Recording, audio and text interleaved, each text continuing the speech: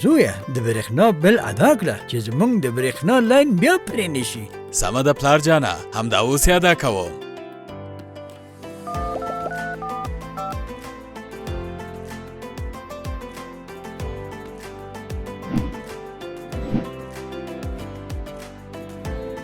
پلار جانه دا شو. دومره ژر؟ هو پلار جانه، اوس د MTN مومو له لارې کولی شي په ډېرې اسانۍ سره له هر ځای څخه د برېښنا بل ادا کړي. اوه کریډیټ مې خلاص شو. انټرنیټ ته هم اړتیا لرم، نو زه دکان ته ځم چې کریډیټ وپیرم. اړتیا نشته چې دکان ته لاړ شې. زه به اوس درته د MTN مومو له لارې کریډیټ وپیرم او انټرنیټ هم فعال کړم چې 50 سلنه اضافي کریډیټ او انټرنیټ هم ترلاسه کوي.